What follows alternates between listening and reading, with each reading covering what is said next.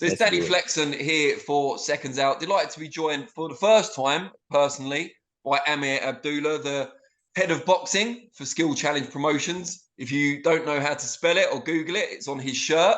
So I'm sure you can see it there, repping the brand, as you would expect. Amir, how are you? I'm well, Danny. How are you? I'm very good. Thank Good. you. Thank you for having me on. Anytime, anytime. And you guys obviously shook up the world in the signing of unified world heavyweight champion Oleksandr Usyk just last week. But before we get into all of that, I just want to ask a bit about your own background. You're a former Sure. kickboxing world champion, successful promoter, trainer, manager. Thank You've you. done pretty much every job in the sport. How did you come to get hired by Skill Challenge Promotions? I've been in the sport for quite a while, and I've touched every part of the sport. As a professional fighter, I was a kickboxing, won a world title, thank God. I was actually the first fighter, I believe, to ever promote themselves, and I had one fight under a different promoter. It was a close friend of mine, and then I said, "Man, I don't know why I'd be fighting for somebody else." And back in the early 2000s, I said, I'm going to start my own promotion company. I ended up fighting under my own banner, which was, never been done that I've known about. So I fought, I owned a gym, I trained fighters, boxing, kickboxing. I've managed guys, I've officiated, I've wrapped hands. I've touched every part of the sport. And the reason that I say that is, I know when I'm negotiating and I'm dealing with different people in the sport, kind of what their angle is and their position is. Even fighters now, before they go out to the ring, it's one thing for a trainer to hype them up, but it's another thing to actually be in those shoes and to know what it's like taking that ring walk and having that kind of pressure being under the lights.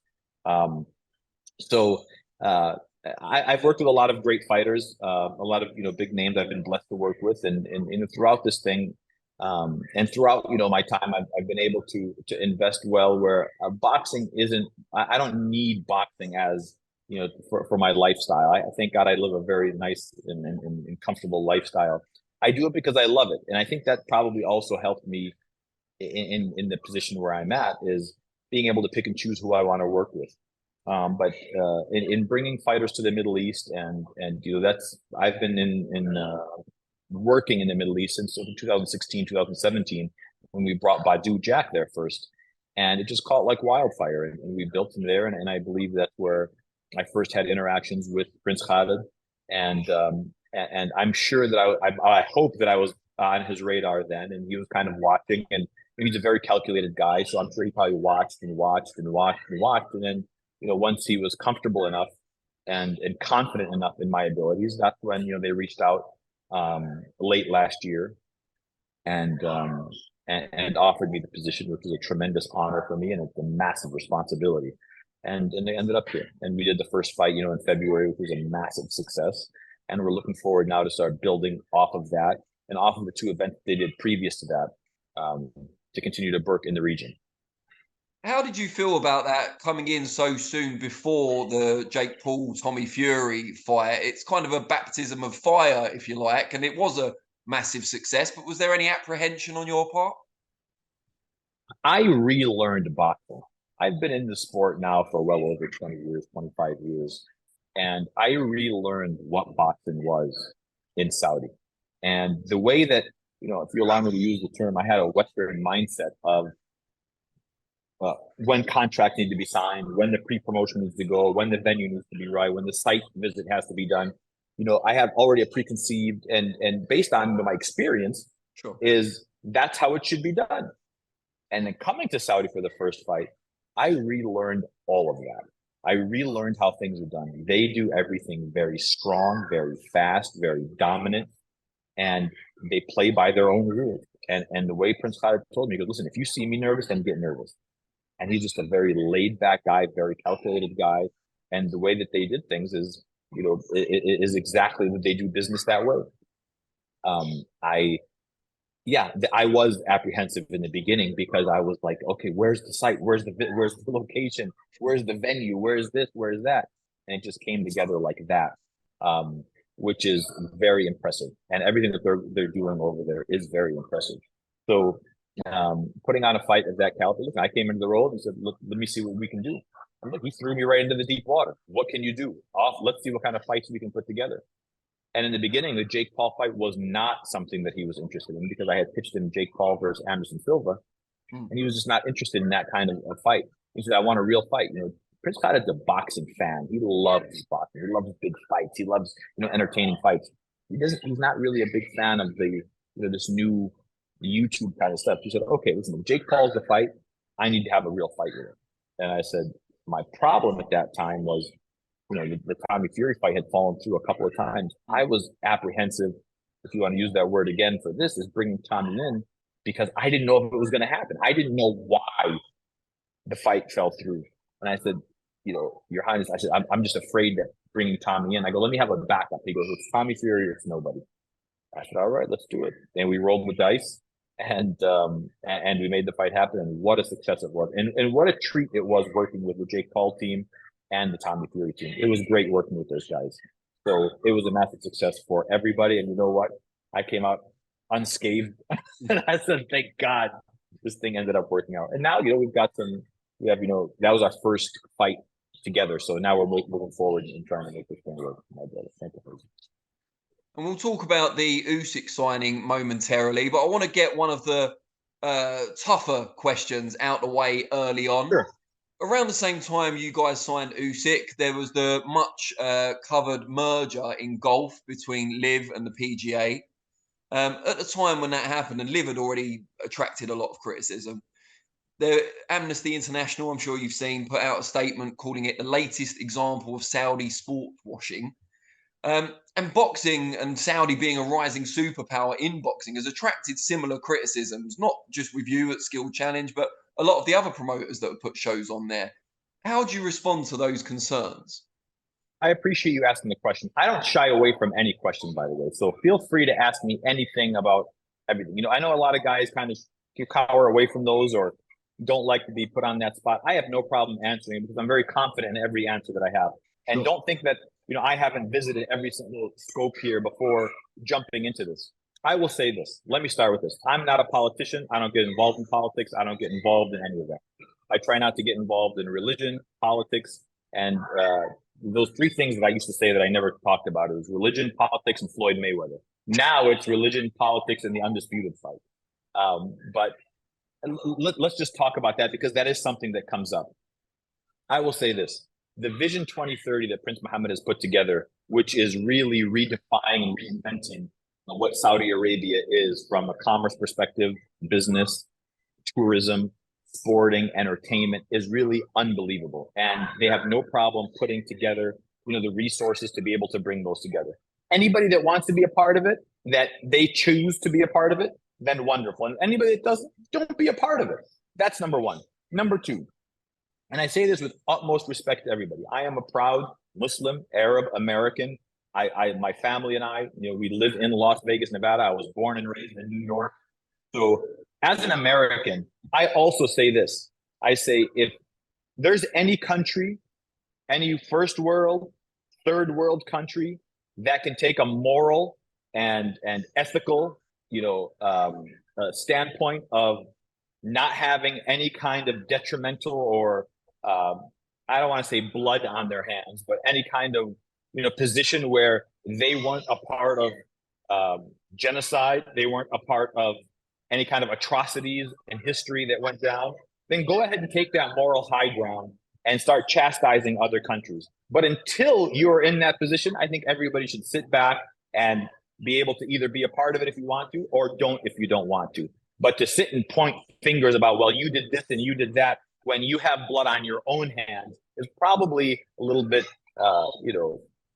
being a hypocrite, if you allow me to say. But look, at the end of the day, you want the movement is amazing. The vision is amazing.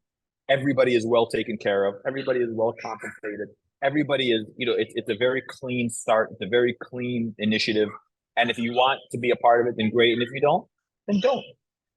And if you sense that there was an element of that, sport was being used in a way to mitigate or to, conceal the human rights issues, would you still want to be a part of it?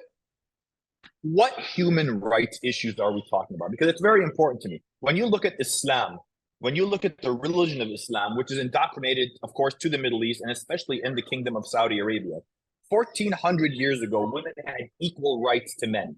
1,400 years ago, women could initiate divorce. In my country, the United States of America, 300 years ago, 150 years ago, women didn't have the right to vote. They didn't have the right to even be on the consensus. They didn't have the right to initiate divorce. They didn't have any of those rights. So what are you talking about human rights? Ask the people, ask Deontay Wilder, who was the former heavyweight champion of the world, when he brought his significant other, his spouse, to the Kingdom of Saudi Arabia, ask him how he was treated. Ask Derek Chisora, this big, brolic, black, intimidating looking guy. When he walks down the streets of Riyadh, ask him how many people invite him into their home as their guest. What kind of human rights are we talking about? I mean, look at every country. Everybody has, things in their history that everybody can criticize. Are we any different? Are we any different from the millions and the millions of the people that have been transgressed against? Are we in any kind of position? Anybody? The colonizations of the United States, the United Kingdom, everybody. Come on, man. We can't pick and choose our battles. We can't pick and choose and say, well, you did this. Well, what about us? What about us? I mean, the nuclear bombs that we've dropped, the colonizations that we've done for different countries. I don't want to get into all of that, and I think it's very hypocritical to be able to say, well, you're using the sport for that. Well, aren't we using that for also? Ask the Native Americans in the United States what we did to them. Come on, man. So let's just look at it for what it is. This is a great entity.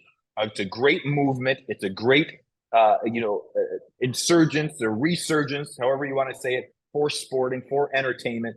Stop looking at all of that kind of stuff. It's just ridiculous that always. But there's always going to be those people. So if you don't like it, don't watch.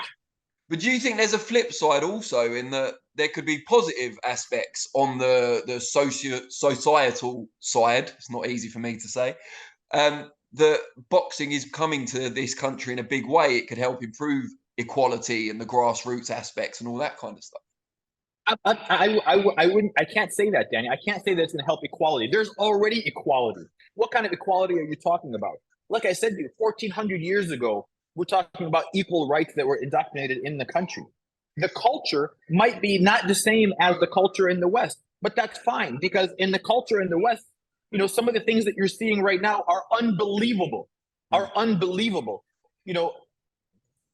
even want to get into that, because look, everybody has the right to live their life however they want to live their life. I'm not judge and jury of that. At the end, I believe we have a supreme creator. I believe we will all be held responsible and accountable for our actions during this time. I believe in a heaven and hell. Maybe the way that I'm indoctrinated and what my beliefs are different than yours, Danny. And maybe yours are going to be different than the next guy. That's not for me to say. But what I will say is, if a country likes to preserve their culture and do things a certain way, who are you to say that's wrong? And when you look at the West and you look at some of the stuff that are going on now, it's scary. But look, it's a part of the whole thing. So, but us going back and saying, well, you did this. What about us? What about the stuff that we're allowing to happen? It's, again, everybody can live their life the way that they want to. And I am a big advocate of everybody. Just live your life, man. Be kind to everybody. Be nice to everybody. Treat everybody with their just due. And nobody's in a moral position or an ethical position or a historical position to be able to say you did this and you did this and you did that. That's not right. What we can say is look at the positives. Look at how great it is for the infrastructure of the country. Look how great it is for sporting. Look how great it is for these athletes and their families and for the sport in whole. Because what Skill Challenge is doing, going back to the boxing, is uniting boxing. It's already a fragmented sport. We're uniting everybody. We're able to take away all of the obligations and some of the things that prevent these fights from happening. And I always allude to Mayweather-Pacquiao. 7 years it took to make this mega fight happen because of the network and because of the terms and because of, at the end of the day, you have the finances, you have the timing, you can make the fights happen. And we're uniting the sport, and we're working with all of the promoters, all of the athletes, all of the networks. It's going to be phenomenal. And you really do talk about Floyd Mayweather now. So we've ticked that box also. Now that his career is past, now we can talk about it. But during that time, Let's talk about Oleksandr Usyk instead. It's been rumored for a long time that the big show doubleheader is being planned for December with the most people's consensus, four top heavyweights in the world. Why is Usyk the first one that you guys have signed? we have a great relationship with everybody in boxing, and we really do. I know that sounds like so generic, but we really do, Danny. In working with Oleksandr Usyk for the last Joshua fight, of course, Prince Khalid developed a great relationship with Alex Usyk, with Igis Clemens. So Igis, by the way, is one of the. I make a handshake deal with Igis on a multi-million-dollar fight. They're just honorable people. A couple of months ago, when we were just discussing about the next signing, Usyk's name came up. It was literally one phone call. I think this was probably in April, maybe even May. Made a phone call, had a conversation with Igis, Alex, like, yeah, great, let's do it. It took 1-2 phone calls, and that was it. And because they already had the relationship from previous, it was very easy to talk about what we want to do in the future. And Usyk, and you say, you asked the question, it was a fair question, why Usyk? What a diverse, dynamic guy. You got a guy that was the undisputed cruiserweight champion of the world, now is a unified heavyweight champion of the world. Hopefully in December, if things work out, we can have an undisputed fight to see who can be reigning as the undisputed champion. If he wins that fight or doesn't win that fight, there's other options for him. He can still, go up and down in weight. There's other options for him. There's big fights that are being discussed for him. So it makes sense working with him. And Prince Khalid is a big advocate of working with guys of high integrity. Oleksandr Usyk is exactly that guy. The boxing record, believe it or not, is second to the person's character with Prince Khalid. He wants these guys. Look at Badu Jack. Ziad in my youth, of course, he's an upcoming prospect. But you look at a guy like Badu, who is a philanthropist, the Badu Jack Foundation, everything that he does outside of the ring. He's a gentleman. He's a family man. Prince Khalid loves that kind of stuff, and Usyk fits that bill, and that's why he's a part of the Skill Challenge family. And you mentioned an undisputed fight there. It's a question that's going to be on everyone's lips. How close are we to making that happen for December? Well, Danny, that's the third of the three things that I don't like to talk about, but since you asked, we'll answer. Breaking all the rules today. Right. Here's the thing with that fight. If you allow me to take a step back, I believe when discussions happen, they should always be in confidence. And I know that the story leaked out that there was an undisputed fight, so I started addressing it also because there were so many questions about it. It was just it's a massive fight.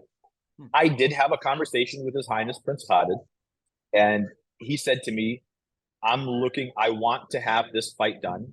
I have interest in this fight. And I said, these fights.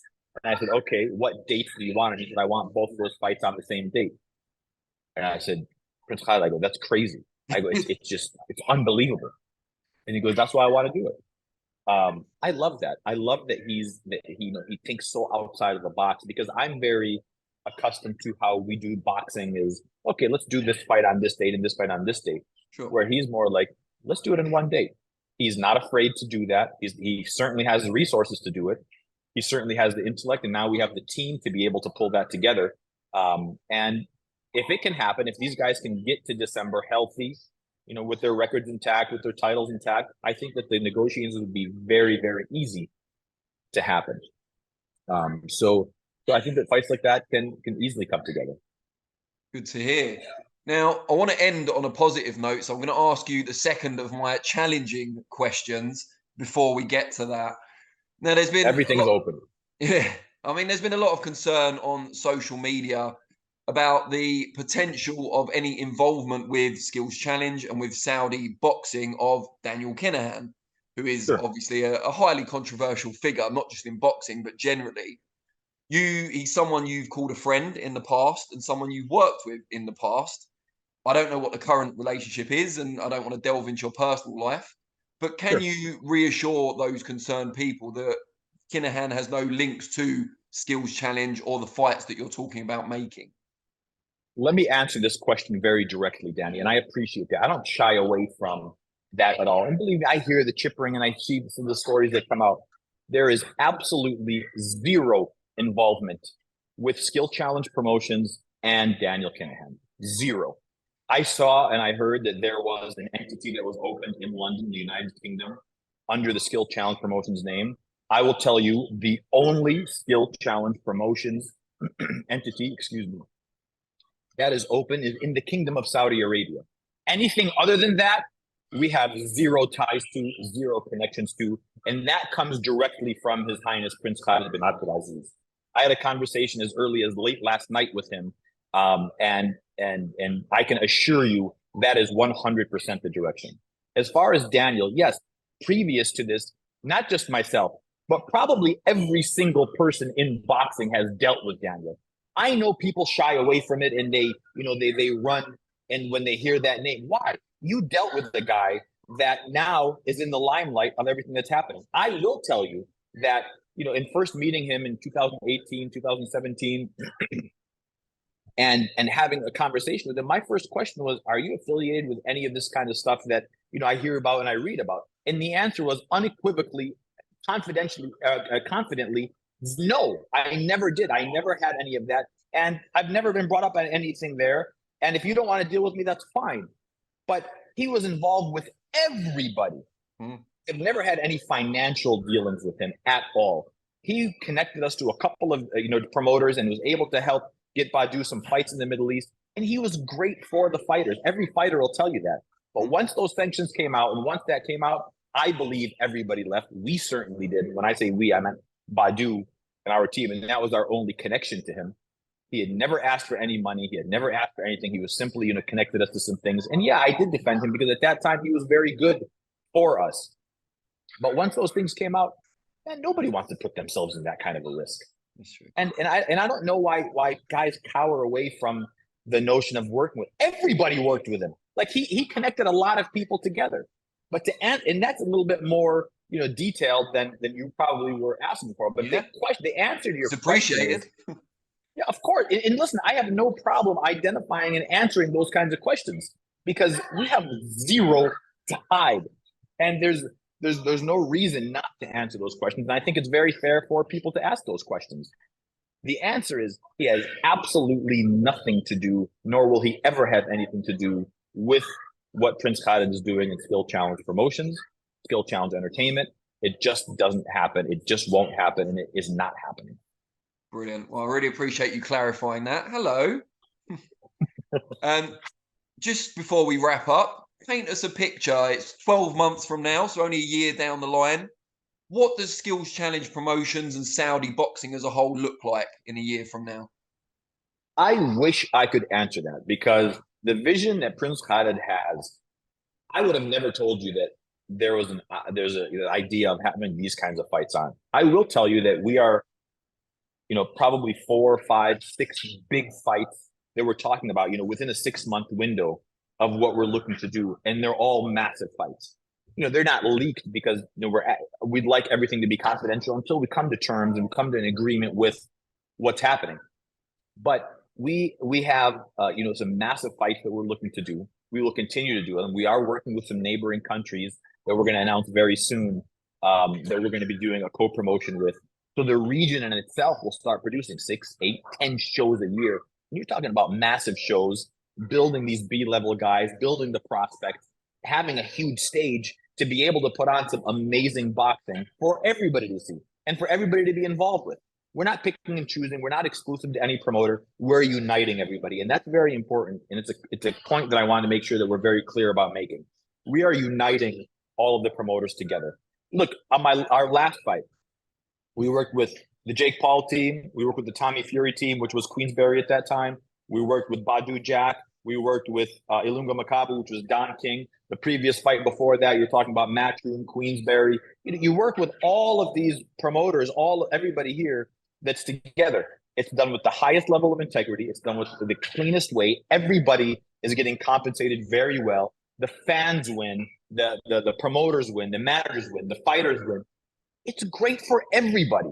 So sometimes it really blows my mind when I see all of these negative notions of, wow, this and that. And come on, man. It's great for the sport. Why wouldn't you want to see that happen? And the only people that really would hate on that and you hear any of this kind of negative talk are the ones that aren't involved. But get involved. We want to get everybody involved. I mean, it's it's a great movement, and it's great for the sport. Brilliant. Really appreciate the time, especially how open you were. Couldn't have asked for more. And let's do it again soon. Thank you, Danny. I appreciate the platform. I appreciate your time, and thank you again for your support.